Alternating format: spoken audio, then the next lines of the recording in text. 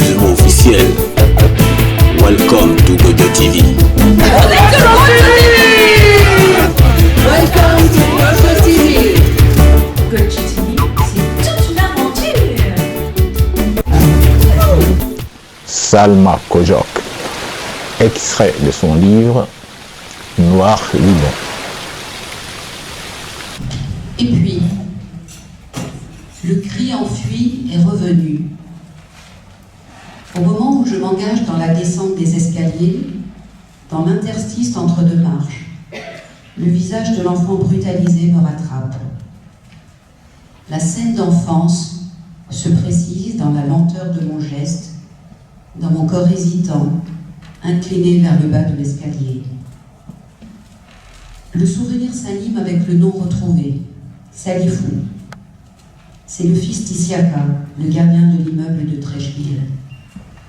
Salifou est venu s'installer récemment à Abidjan. Il doit avoir une dizaine d'années. C'est un enfant chétif, mais toujours en mouvement. La femme d'Issiaka, qui n'est pas la mère de Salifou, se plaint à Fatou de cette bouche supplémentaire à nourrir. Je les entends parler lorsque Fatou traverse la cour où habite la famille d'Issiaka. Et puis, je vois des choses, j'observe, de mes yeux de petite fille, du haut de notre étage, vue plongeante sur la famille d'Issiaka. Je vois leur linge étalé sur le sol terreux, leurs palabres et les odeurs de ragoût d'abouti que nous avons ordre de trouver nauséabondes. Nous, les enfants de famille libanaise de l'immeuble, nous avons appris très tôt la distinction. Nous ne sommes pas comme eux, malpropres, pauvres et noirs, sombres comme leur intérieur étriqué, que je m'amuse à scruter les jours d'ennui, une pièce encastrée au fond de la cour, sans lumière. J'imagine, plus que ne vois, les murs crasseux, les senteurs indécentes. C'est une pièce qui me fascine et me fait peur aussi. La peur du noir, inculquée depuis toujours. Peur de la forêt obscure, du trou noir.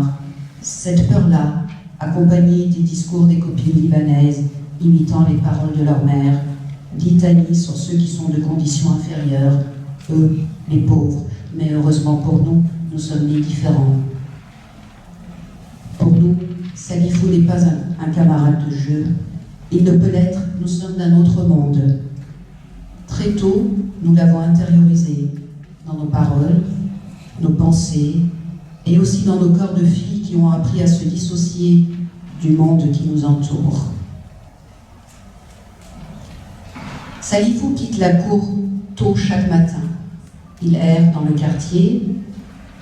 Ce jour-là, le jour du cri, il court, talonné par deux hommes robustes.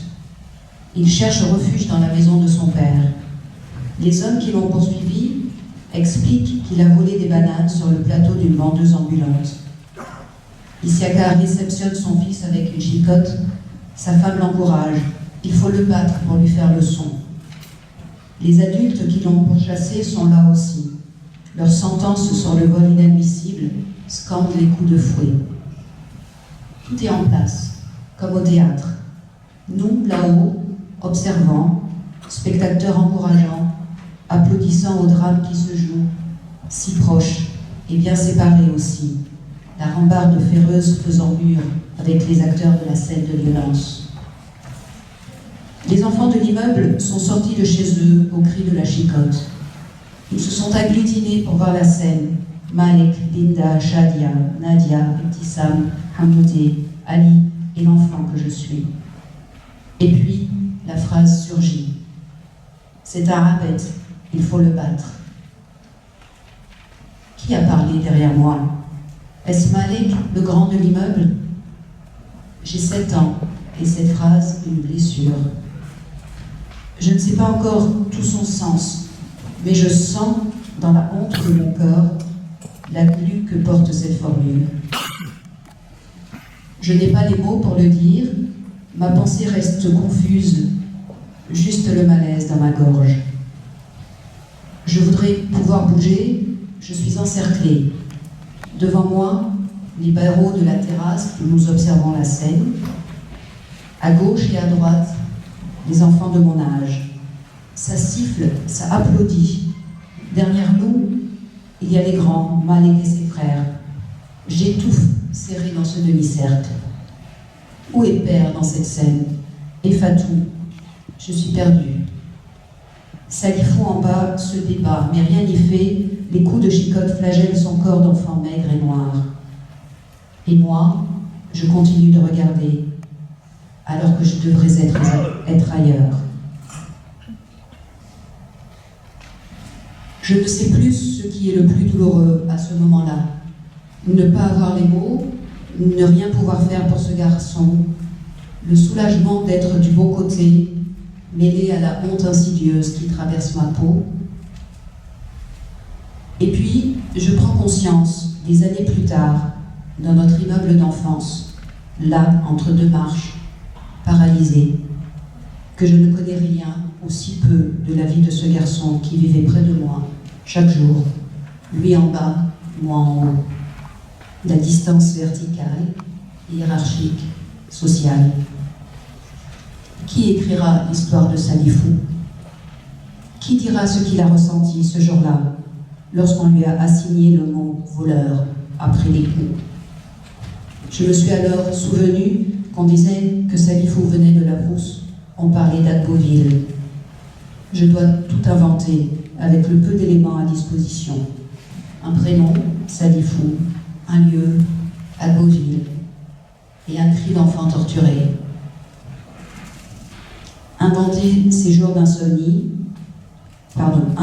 nuits d'insomnie, ces jours aérés dans le quartier, la faim au ventre et la blessure continue face aux trésors interdits de la ville, ces tentations, ces pièges, augmentés de la peur de la marâtre, le sentiment d'être de trop.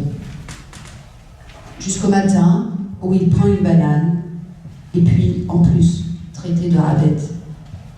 Cette insulte adressée à Salifou me revenait au visage, alors que je ne m'y attendais pas.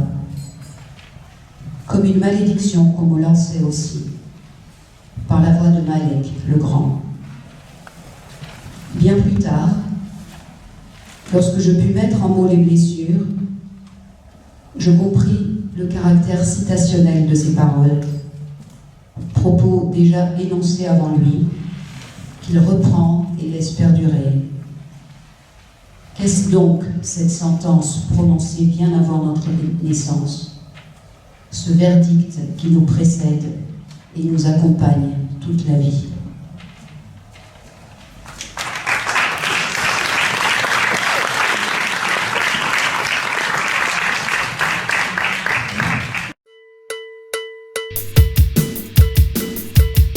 À bientôt sur Gojo TV.